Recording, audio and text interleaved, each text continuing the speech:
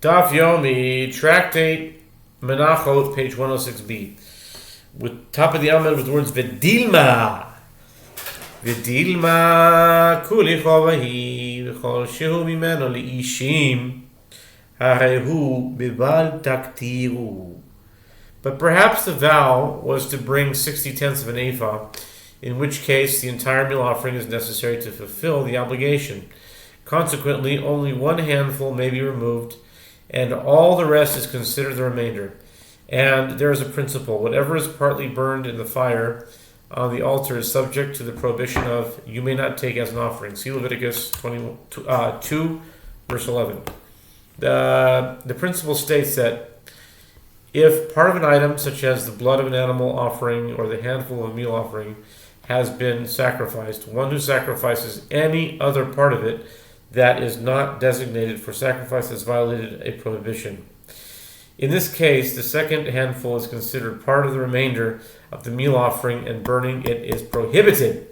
Amar Rav Yehuda Rabbi Shimon ben Pazi Deber Masik Lehu Lishum Eitzim Rabbi Eliezer Litanya Rabbi Eliezer Omer Ve'ech Nichoyach Yatom Aile Avalat Aile Lishum Eitzim. Rabbi Yehuda, son of Rabbi Shimon ben Pazi, said, the priest does not burn the oil as an offering that burns it for the sake of wood, meaning not as a sacrificial rite.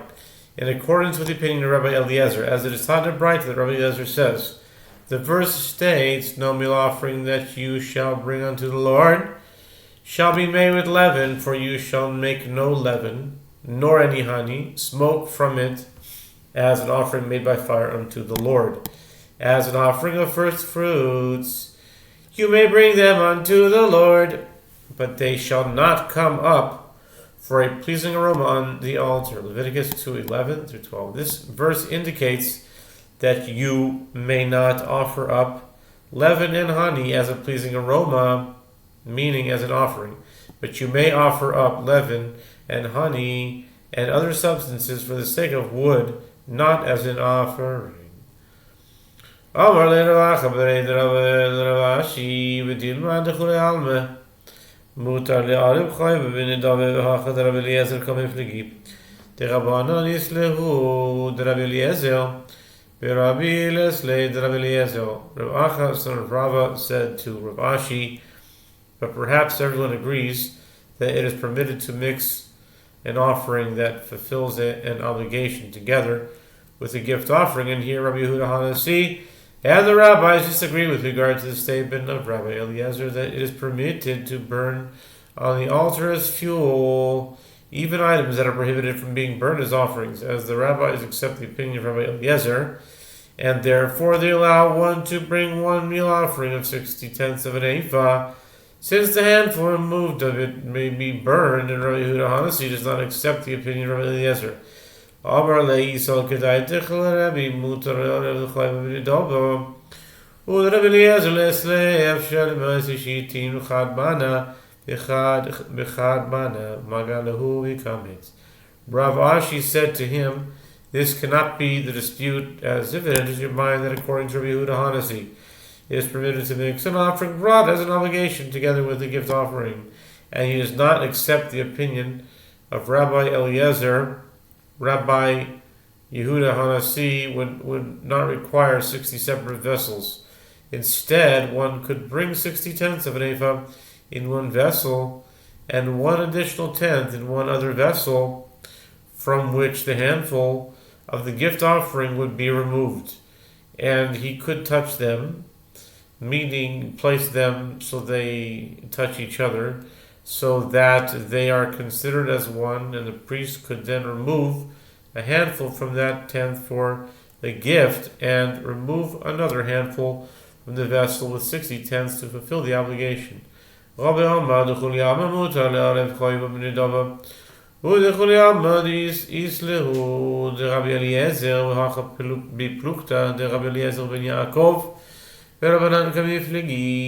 said that there is an alternative explanation of the dispute between the rabbis and Rabbi Yehuda Hanasi. Everyone agrees that it is permitted to mix an offering brought as an obligation together with a gift offering, and everyone accepts the opinion of Rabbi Eliezer. And here they disagree with regard to the issue that is the subject of the dispute between Rabbi Eliezer ben Yaakov and the rabbis. Ditnan afilu mincha shel shishim isaron nosein la shishim log. Rabbi Eliezer ben Yaakov omer afilu mincha shel shishim isaron ein la ela luga shenema mincha velog shemin.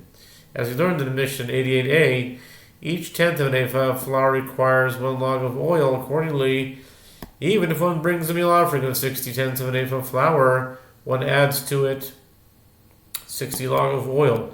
Rabbi Eliezer ben Yaakov says each meal offering, irrespective of its volume, even a meal offering of 60 tenths of an ephah of flour requires only its single log of oil, as it is stated with regard to the offering brought by a poor leper on the day of his purification, and a tenth of an ephah of fine flour mixed with oil for a meal offering and a log of oil. Leviticus 14:20. When the juxtaposition of a meal offering with a log of oil teaches a principle that pertains to all meal offerings, that each offering requires only 1 log of oil. Rabbanan Savri, Kerabanan Damri, Shishim Log, Chol Chad Dechal Yisaron, Luga Kashaki. Rav explains, the rabbis in the Mishnah hold in accordance with the rabbis who disagree with Rabbi Eliezer ben Yaakov, who said, a meal offering of 60 tenths of an ephah requires 60 log of oil. Therefore, in a case of uncertainty, it is possible to bring 60 tenths of an ephah, and each and every measurement of 1/10 takes 1 log. The Rabbi Sofer Rabbi Eliezer ben Yaakov the Amar ein lo ela luga velo yadin ani chad mincha hi desagila vechad log ishtei menachos ninu de bainan shnei lugin. And Rabbi Yehuda Hanasi holds that according to the opinion of Rabbi Eliezer ben Yaakov, who said that a meal offering of 60 tenths of an ephah has only 1 log of oil, and therefore, when one is uncertain about his vow and brings 60 tenths, he cannot bring them with 1 log of oil, as we do not know whether the entire 60 tenths is 1 meal offering, so that 1 log suffices for it, or whether there are 2 meal offerings, one that is obligatory and one that is a gift, which require 2 log of oil. For this reason, there is no way of resolving the uncertainty except by bringing 60 separate meal offerings with 1 log of oil for each. Rabbi Ashiyom, Rav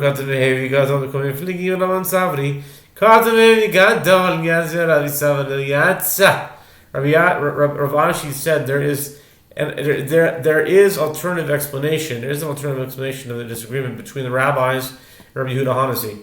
They disagree with regard to the halacha of one who is obligated to bring a small offering and instead brings a large offering. The rabbis hold that one is obligated to bring a small offering and brings a large offering when instead he has fulfilled his obligation. Rabbi Yehuda Hanasi holds that in such a case he has not fulfilled his obligation.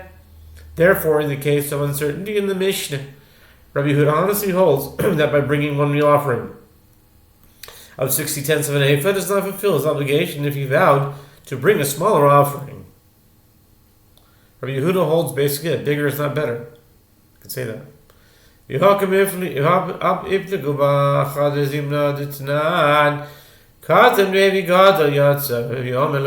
Gemara asks, but didn't they already disagree about this topic once?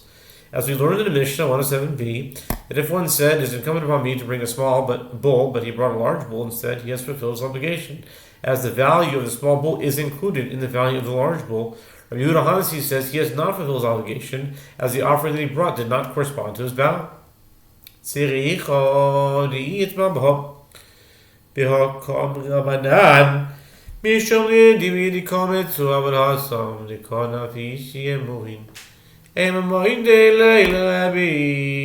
Gemara answers, it is necessary for the dispute to be mentioned with regard to both cases. As had their dispute been stated only with regard to this case of one who vows to bring a small meal offering and brings a large one instead, there would be room to reason that it is only in this case that the rabbis say that he has fulfilled his obligation, because both The small meal offering and the large meal offering are identical with regard to the portion of the offering that is sacrificed on the altar. In both cases, it is a handful. But there, in the case of one who vows to bring a small but brings a large one instead, since the sacrificial portions are greater, meaning larger, there is room to say, if the rabbis concede, Rabbi Yehuda Hanasi, that he has not fulfilled his obligation.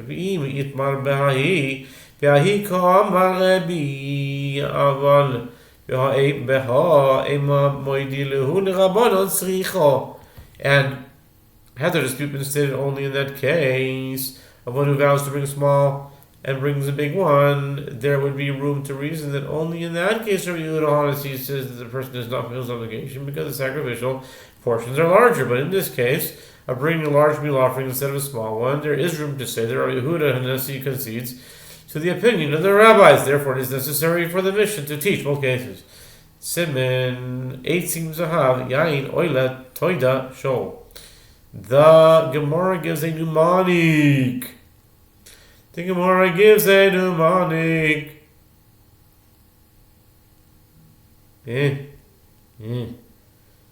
For the halachot discussed in the upcoming Mishnayot: wood, gold, wine, burnt offering, thanks offering, and bull. Okay, we're starting a new Mishnah. We're starting with wood. Zog the Mishnah, Hare ala eitzim lo yivchois b'shnei gzirin, levayin lo yivchois mikoimitz. One who says it is incumbent upon me to donate pieces of wood as fuel for the altar must donate no fewer than 2 logs. One who says it is incumbent upon me to bring frankincense must bring no less than a handful. Chamisha kamatzim heim ha'oimer alei levaina lo yivchois mikoimitz hamedad mincha yavi ma koimitz levaina hamaleas hakoimitz v'chutz chayav shnei vazichin teunin shnei kamatzim. The Mishnah states tangentially there are 5 halachot pertaining to handfuls. One who says it is incumbent upon me to bring an offering of frankincense may not bring less than a handful. One who pledges to bring a meal offering must bring with it a handful of frankincense.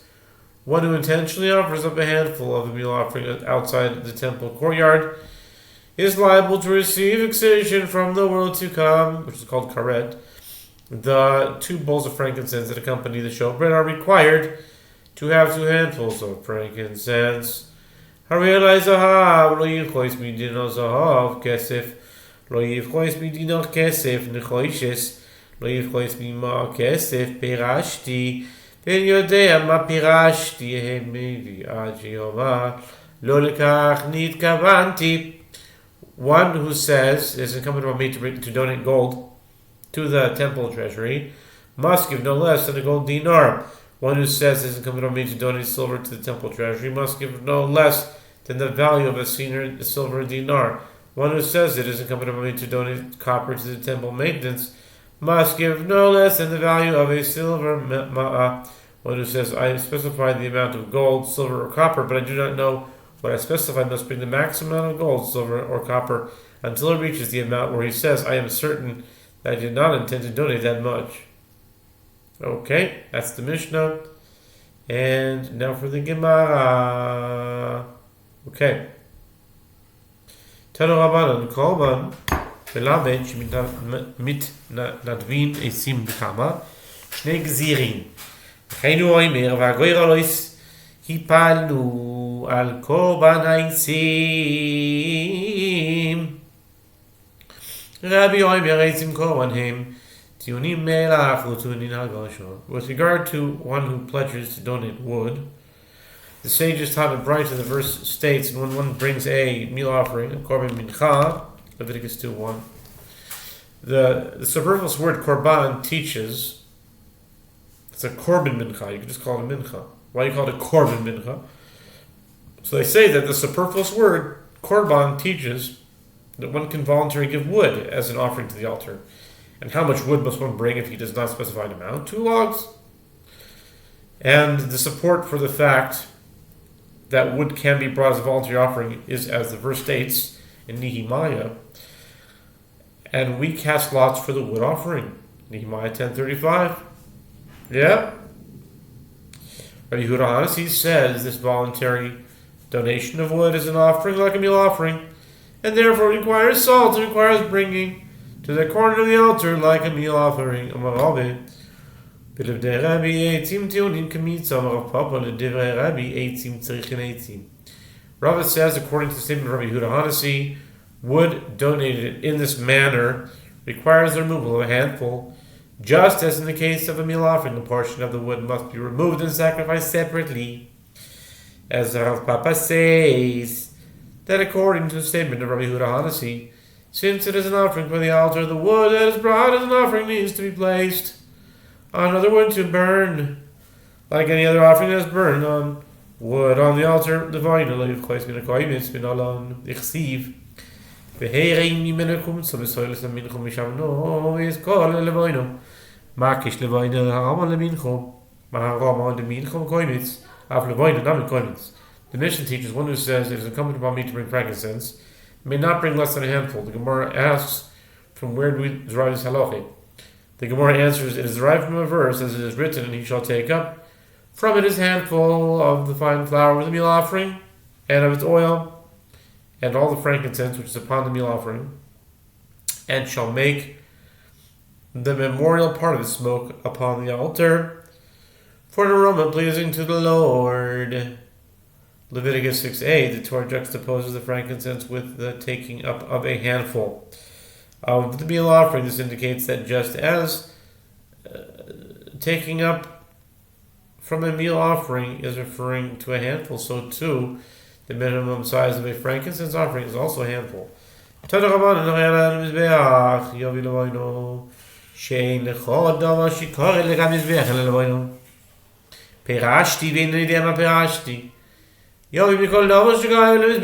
sages taught the Braita, which discusses vows to bring frankincense, that one who says it is incumbent upon me to bring to the altar and does not specify what he will bring, must bring frankincense, as you have nothing that is entirely sacrificed on the altar other than frankincense. One who says, I specified what I intended to bring to the altar, but I do not know what I specified, must bring one of everything that is sacrificed on the altar. So like, the Gemara asks, and is there nothing else that is entirely sacrificed on the altar other than frankincense? But isn't there a burnt offering which is entirely burned on the altar? The Gemara answers that there is its hide, which is given to the priest and not burned on the altar. Okay. The Gemara asks, but isn't there a burnt offering which is entirely burned on the altar, including a skin? The Gemara answer is, major cliffhanger, but will have to be continued until next time.